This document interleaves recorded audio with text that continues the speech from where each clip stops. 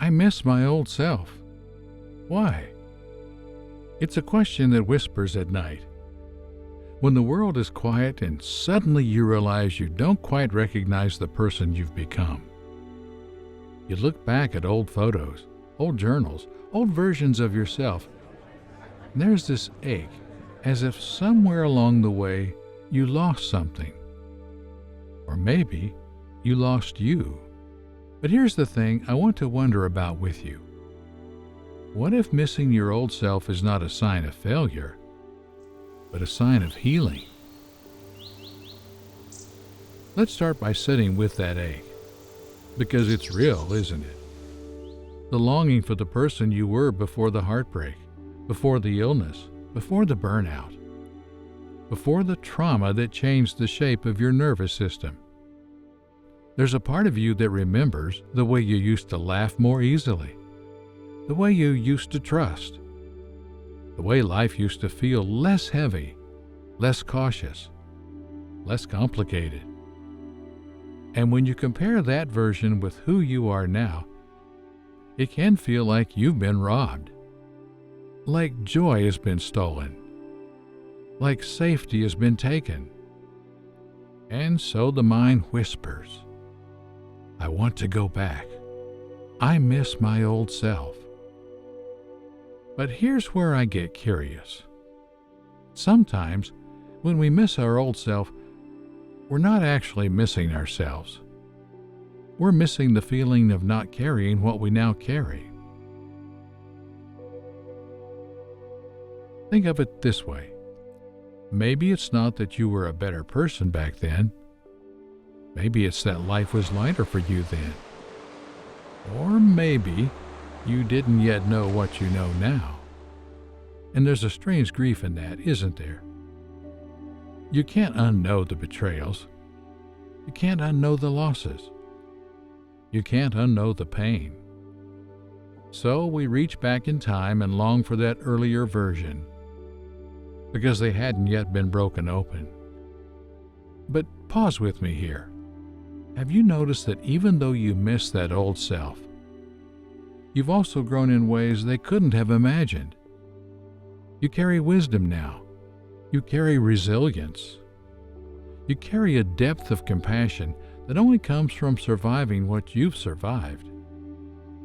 It's bittersweet, I know, because it means the old self isn't really gone. They're inside you, but they've been transformed. Here's the tender truth.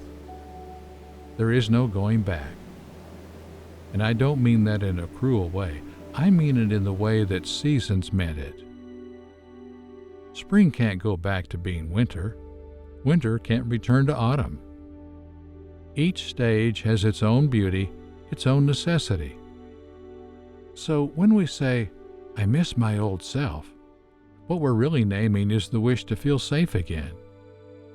Feel carefree, to feel untouched. But healing doesn't take us backward. It takes us forward. Not to who we were, but to who we're becoming. And maybe the ache isn't about losing your old self. Maybe it's about learning how to trust the person you're still becoming. I sometimes think of the self like tree rings. The version of you at age 10, still in there. The version of you before the heartbreak, still in there. The version of you who laughed without worry, still in there. You haven't lost them. They've just become layers. Layers that hold memory and wisdom and scars. And maybe healing is not about choosing one layer over another, but realizing they're all part of the same tree. Your tree, still growing, still reaching for the light. So the question shifts, doesn't it?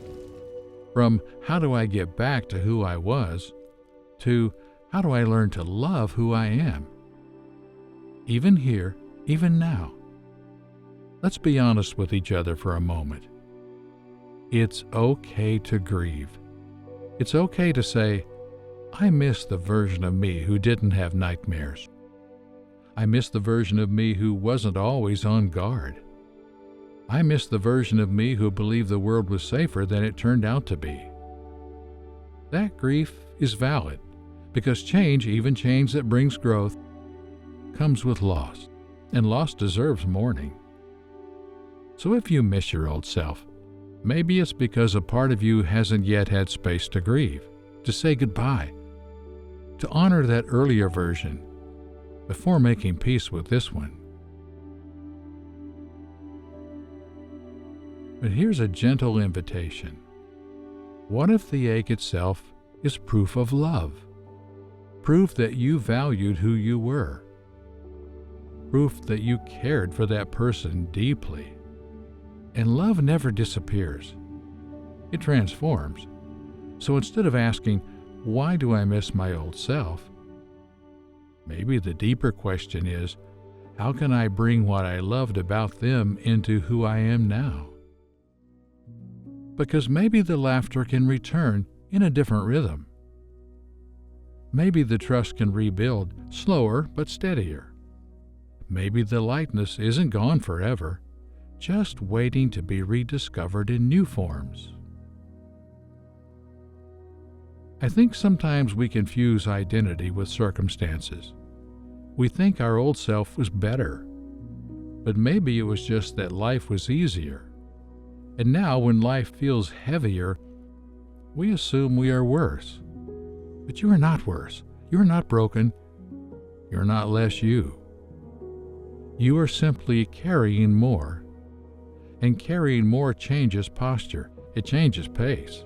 It changes tone. But it does not change your worth. It does not erase the person you were. It only deepens the person you are becoming. So let me ask you, and I'll ask myself too, what did you love most about your old self?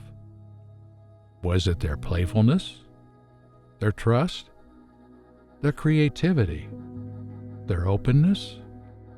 What if that seed is still inside you, not dead, just buried, waiting for the right season to sprout again? The old self may not return in the exact same form, but their essence can be reborn in ways you haven't even imagined yet. So maybe the invitation is not to resurrect the old self, but to integrate them, to carry their gifts forward into this new chapter. Because the truth is, you don't need to go back. You need to go deeper, deeper into your story, deeper into your healing, deeper into becoming the person who can hold both the joy and the grief, both the innocence and the wisdom. That's not a loss, that's an expression. So if tonight you find yourself whispering, I miss my old self, why? Maybe the answer is this: because you loved them, because they mattered, because they shaped you. And you don't have to let them go. You only have to let them live within you as part of the larger, wiser, braver person you're still becoming. You are not less than who you were. You are more, not simpler, not lighter, but deeper. And maybe that's the point of healing. Not to go back, but to go forward with all the selves you've ever been. Together. You're not failing, you're arriving. In your own rhythm, in your own way. Not quickly, not neatly, but bravely. And that counts more than you know.